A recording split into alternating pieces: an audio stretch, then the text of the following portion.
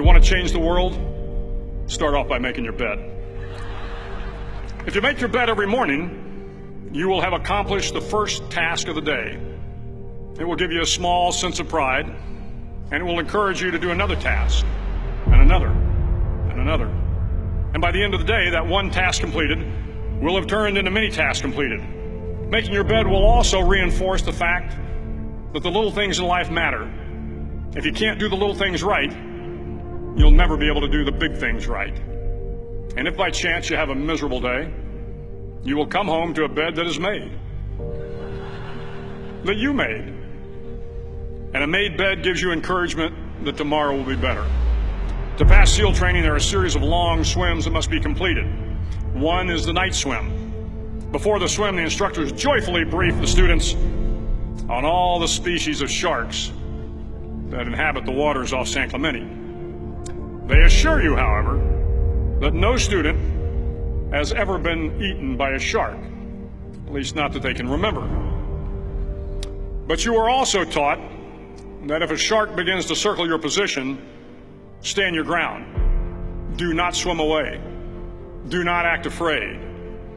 And if the shark, hungry for a midnight snack, darts towards you, then summons up all your strength and punch him in the snout, and he will turn and swim away.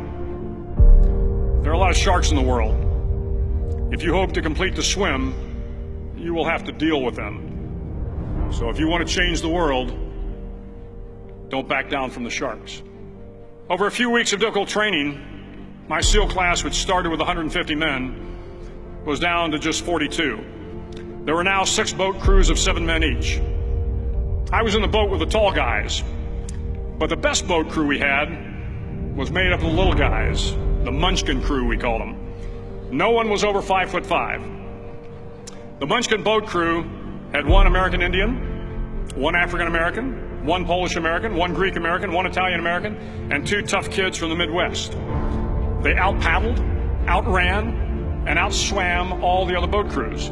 The big men in the other boat crews would always make good-natured fun of the tiny little flippers the Munchkins put on their tiny little feet prior to every swim.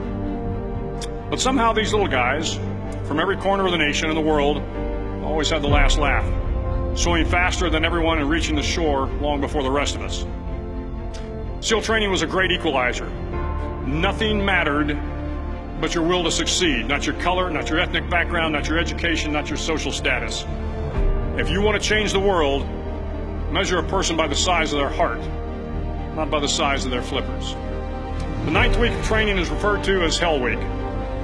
It is 6 days of no sleep, constant physical and mental harassment, and 1 special day at the Mud Flats.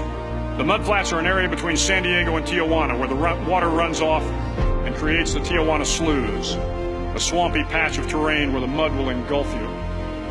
It is on Wednesday of Hell Week that you paddle down to the Mud Flats and spend the next 15 hours trying to survive this freezing cold, the howling wind, and the incessant pressure to quit from the instructors. As the sun began to set that Wednesday evening, my training class, having committed some egregious infraction to rules, was ordered into the mud. The mud consumed each man till there was nothing visible but our heads. The instructors told us we could leave the mud if only 5 men would quit. Only 5 men, just 5 men, and we could get out of the oppressive cold. Looking around the mud flat, it was apparent that some students were about to give up. It was still over 8 hours till the sun came up. 8 more hours of bone-chilling cold. The chattering teeth and the shivering moans of the trainees were so loud, it was hard to hear anything. And then one voice began to echo through the night. One voice raised in song. The song was terribly out of tune, but sung with great enthusiasm.